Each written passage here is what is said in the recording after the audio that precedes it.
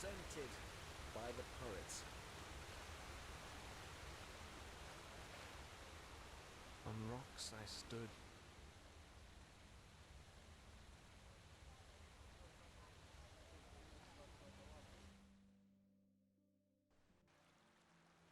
Ah, there you are. Did you find it? Yes, here. But be careful, okay? Magister Rag... The fabled prodigy. I hope you I can will, live up to don't what worry. they say about you. Did you hear the news? I really do. This guy, who's been wandering around the temple most recently? Lucar told me the Grand Master believes he could help find a cure for this red madness. The Red Madness? You mean... Magister Yarrow, yes. By Malthus, did you really need to remind me of that? Well, it doesn't help to just close our eyes and pretend nothing ever happened. Even the Arcanists say this is not an ordinary disease. But still, I think they're holding back. They'd never trust us novices with the full truth, you know. I guess we're not as good as this Outlander or Keeper Sakaresh. Probably not. Anyway, take care of that tome, alright? I will. Walk blessed, brother. Huh. Walk blessed.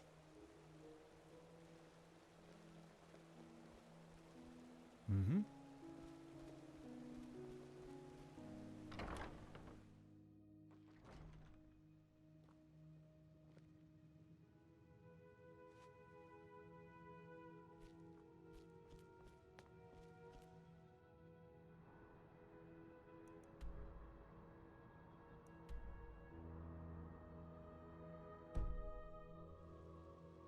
Oh shit. I have to remember that.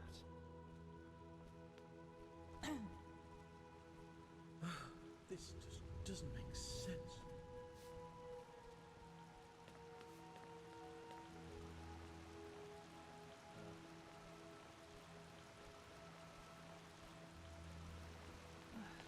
Yeah, as if.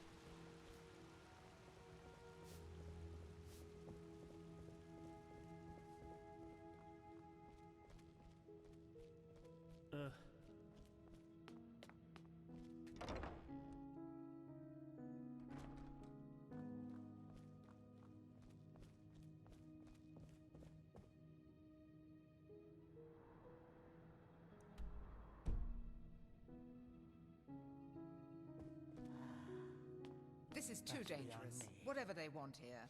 If we send spies and they get caught, Nerim will see this as a provocation. Poor, poor people. All they did was invade a foreign country, and look how ruthless we are, sending spies in order to find out why they're here. We should be ashamed. Save the sarcasm. We both know what I mean. You know my opinion, Tila. I will consider it. You come at the right time, Prophet. Commander, explain the situation. Of course, Grandmaster. Yesterday, we received word from one of our outposts in Duneville.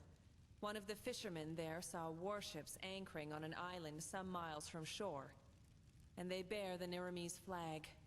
We have already sent scouts to confirm this, and it is true.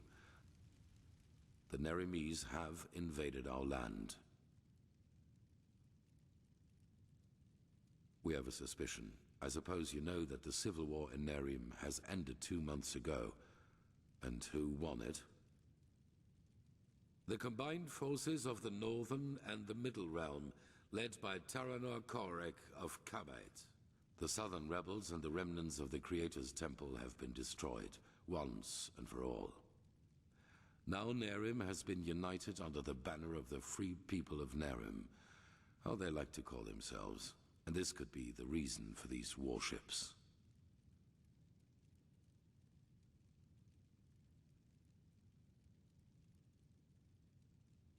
Because of this Koarek.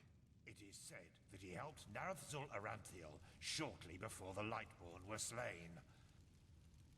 And while before that, he was an opportunist who changed his ideals as often as his underpants, it seems that his crusade with Narathzul converted him, so to speak. He has become a declared enemy of religion. He also thinks of the death of the gods as the first step of many. And now he sees it his task to rid Vin of religion once and for all. Free the world from the scourge of faith. These are his words. Though it is worth mentioning that his understanding of freeing includes mass executions and the burning down of temples. He's a fanatic, and worse, his men worship him for it. What he wants is to found a new world, and his free people of Nerim are supposed to be vanguard of it.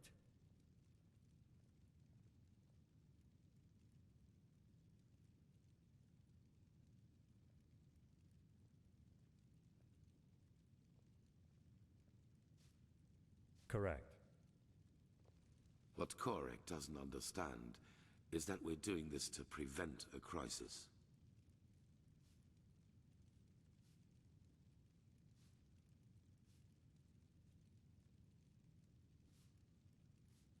That is the problem. Pigast? We believe that Korek already knows about the cycle and the cleansing. And that he, how should I put it, wants it to happen.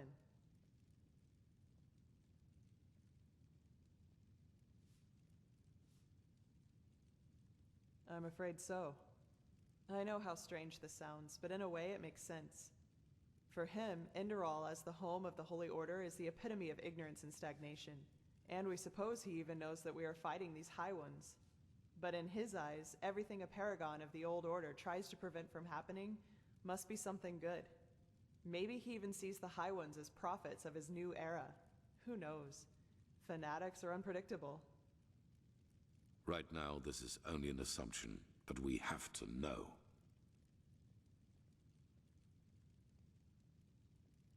Yes. Do you know what a silver plate is?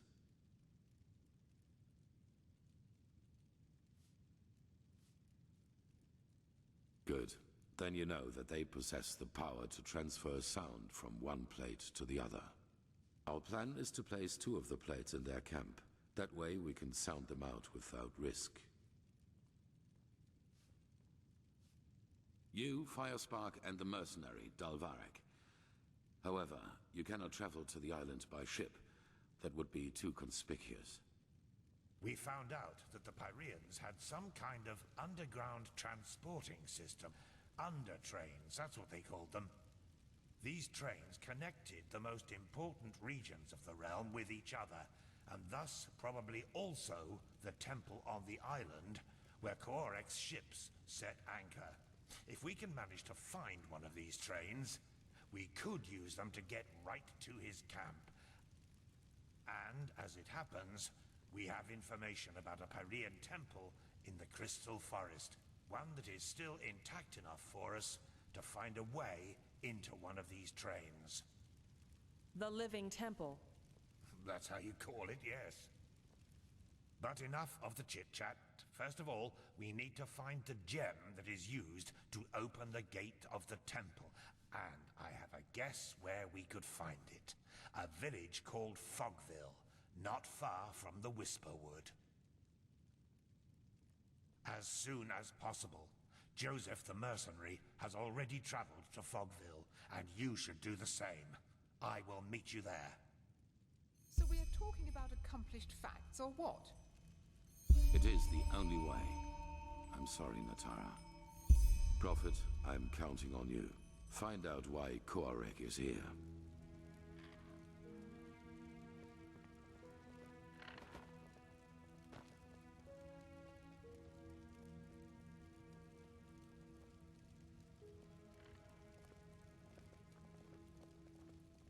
Walk blessed, Prophet.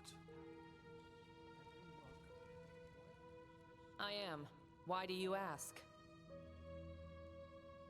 Aren't you a little young to be some kind of prophet? What age does one need to qualify for prophecy? My father started teaching me how to use a sword when I was 6, and when I was 13, I joined the city guard as one of the youngest recruits since the first vassals. When I was 20, I was promoted to the rank of sergeant, and at 28, the Turkessa herself granted me the title of commander, after my squad and I fought off a group of Skyrim invaders at the Farmer's Coast. So no, I don't think I'm too young for this post. Path abidingness and discipline need no age. A man on his deathbed can be as much of a fool as a boy of 9 winters, as Lorem Waterblade once said. He was a keeper, one of the best and one of the most virtuous. Even though he was only of the manufacturer's path, both his talent and path-abidingness made the former Grand Master, Del Capos, grant him the novitiate. And, in case you were wondering, his name derives from the fact that he was excellent at both swordplay and magic. Elementarism and thaumaturgy, to be precise. That wasn't common in those days. He fell in the Battle of the Dark Valley during the Blood Moon riots. A great loss for the Order, but his heritage remains.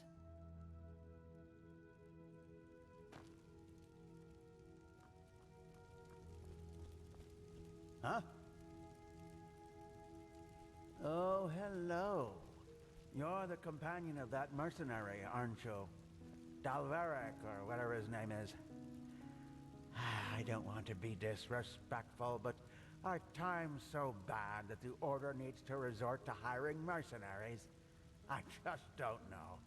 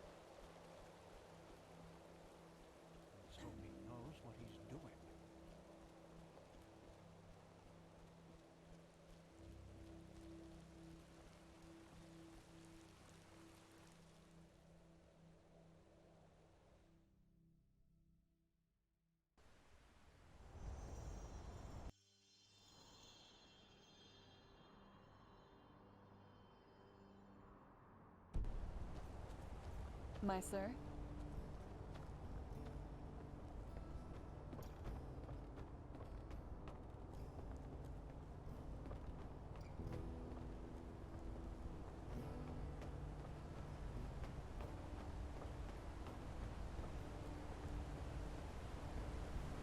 Yes?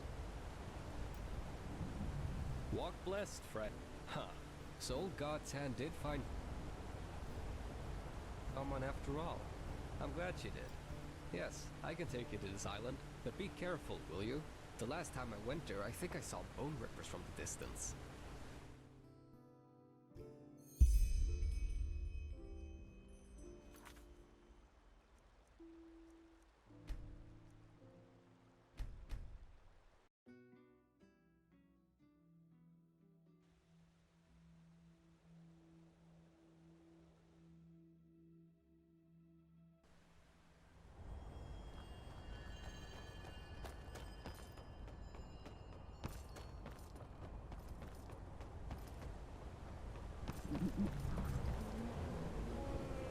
Walk blessed, friend. Sure, where to?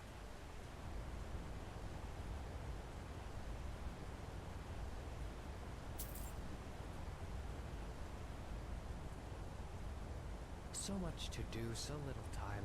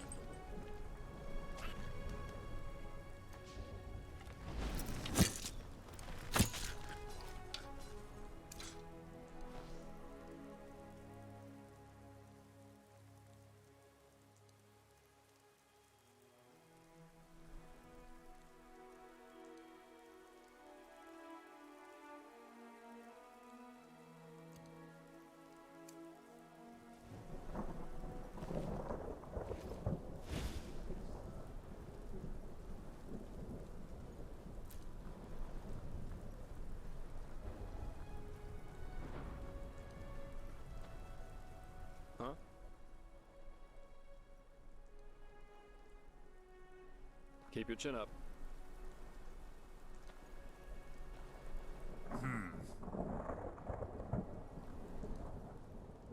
The scar.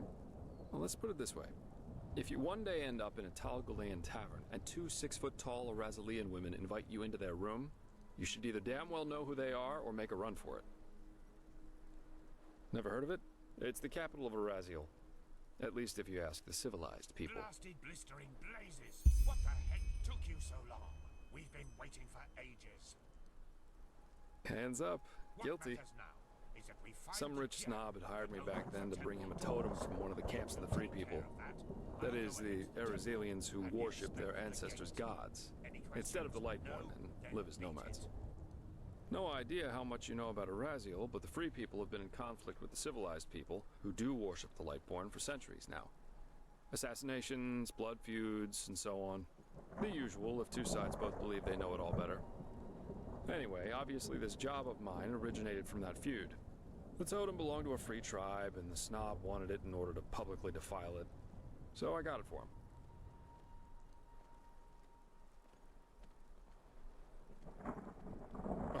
Why, of course. I still cried myself to sleep months after that. Seriously, why should I? Both the free and civilized are so eager to bash each other's heads in. It's not like one defiled totem more or less would have made any difference. Correct. And I was a little drunk and a little lonely, if you get what I mean. Have you ever seen a pure-blooded Arazalian woman in her 20s? It's really hard to say no to that. In any case, as you already noticed, the whole thing went down differently than expected.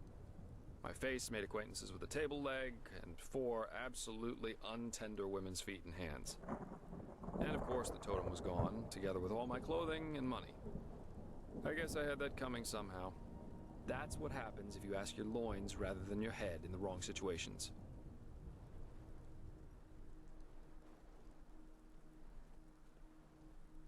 Oh, whoa, such a cold world this is. I present you my deepest scars, you thank me with naught but mockery. Be damned, O impish creature. But anyway, how does the saying go? A truly beautiful face can never be tarnished.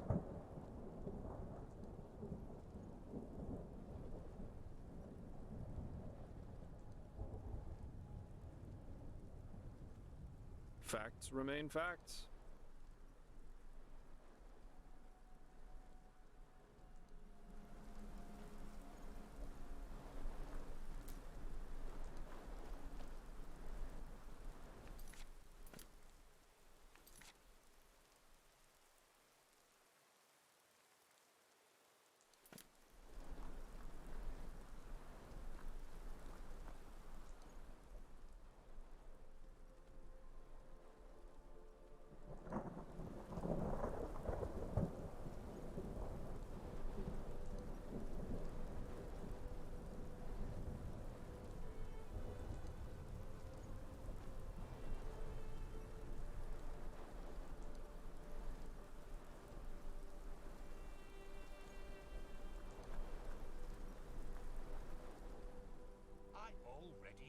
Keep your chin up. A small red gem. If it's around here somewhere, and I'm quite certain it is, you should maybe search for it at the village treasury. Now get going. I'll see you at the temple. Well then, let's start our glorious search, shall we? I suggest you take a look at the town hall. I'll check out the temple. Just call me. Huh?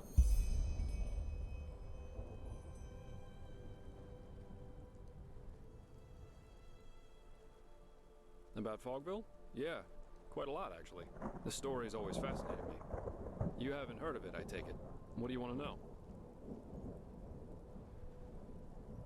Yeah, and that's about what happened. How can I say this without going beyond the scope? The short version, the villagers lost their minds. It all started when they officially renounced Malthus and the righteous path. Then, more and more travelers started disappearing, and surprisingly, a lot of their corpses were found close to the village, dumped in the forest like slaughtered cattle. That was when the Order couldn't ignore this issue any longer and sent a division of guards to end the madness, whatever that's supposed to look like. But when these guards arrived, they were greeted by frenzied villagers, who were armed to the teeth and jumped on the guards like rabid dogs. Most of them were killed, but one made it back to the temple. Well, and that's almost the end of the story. When the guards returned, they were almost the size of an army, but still the villagers charged right at them.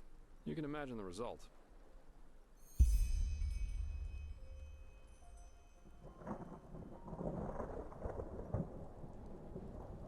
Yes, it was. It turned out they sacrificed them. Later, when the Order searched Fogville for what could have caused all this, they found a hidden hexagonal room in the temple, which looked like the Fogvillers built it themselves. It was strange.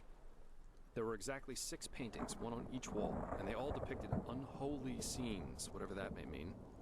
Anyway, it seemed that the travelers were sacrificed there. Heck knows why.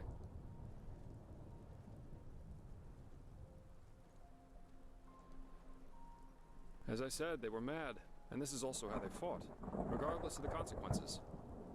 Plus, this place isn't exactly easily charged. Just look at all the walls. It's almost a fortress. Well, the most common one is the proximity to the Whisperwood. We all know what these spores do to the human mind. So maybe unfavorable winds over several moons? Who knows? At least that's the official explanation. Some conspiracy theorists see a connection to the Butcher of Ark. Exactly. Strange guy, to say the least.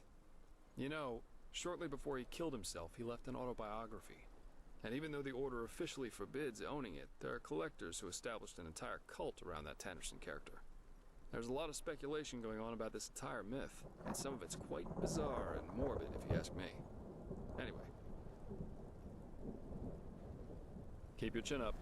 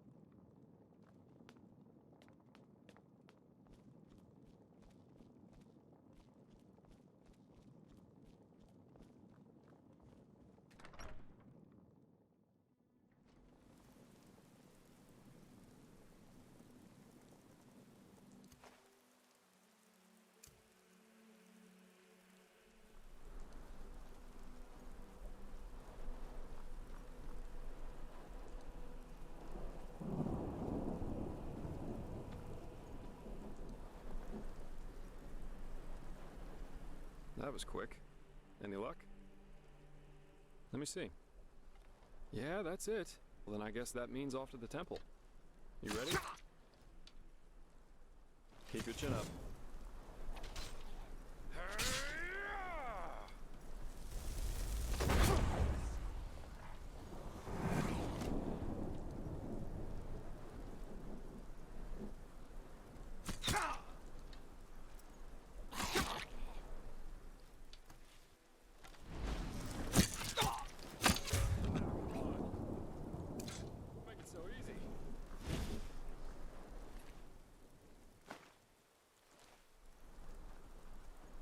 Ready to go?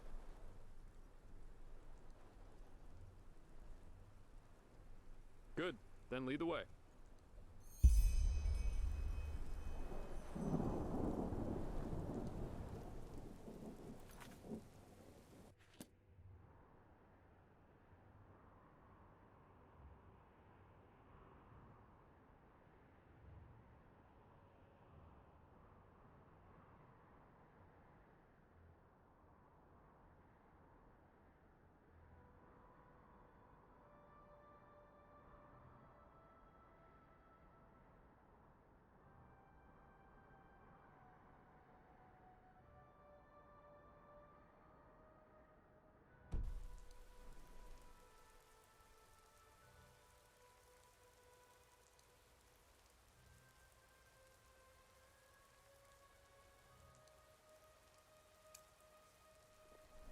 Huh? Keep your chin up.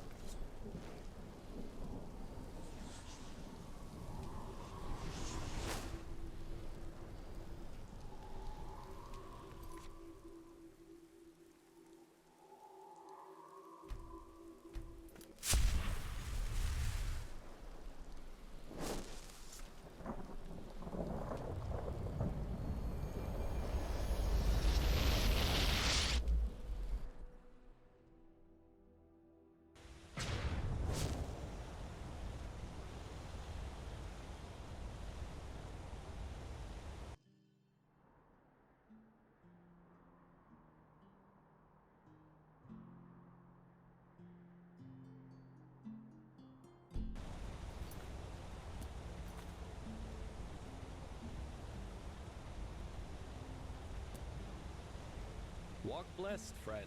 Where are you headed? Sure. Where to?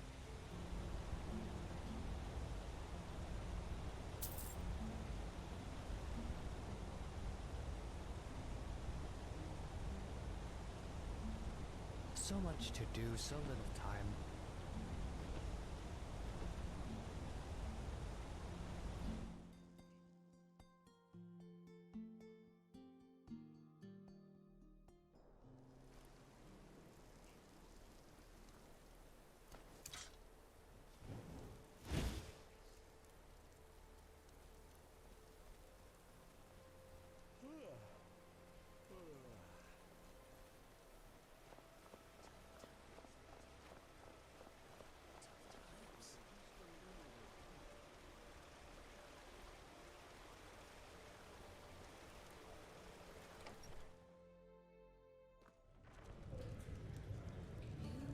Huh? The ruler of the undercity, Vatura was her name. She was feared and desired. Oh, that's just how And it is. even murderers were falling at her feet. As mistress of the castaways, she was worshipped and revered. Vintage wine and silken cloth, jewelry and tongue of gods. Any loot and contraband were passing through her hands. Bribe, deceit, and robbery, no means to follow for her. I know. The art of I can't crime sing. she mastered like no one ever had. Beautiful and The proud. light fades away at the end of the day. Ta-dum-dum. Sleepless until dawn. Then return of beasts, they visited her chamber. Anyone who quaffed and knew no shame could join her feast.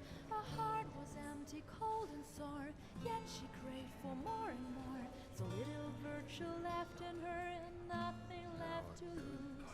No matter who attended her. She raised her Yeah, chin. a good pipe of peace weed. Jesus, why is that stuff so expensive? Never cease, beautiful and proud, the ruler of the Undercity. A sinful womb for fruit, and horror grew along. The healers had no remedy, no one could prevent confinement and delivery before the moon had waned. Two monsters grew beneath her heart, her body it was torn apart. The goat had stilled their hunger with their mother's torn remains, and anyone who was around was killed and stomped into the ground. Ever since the battle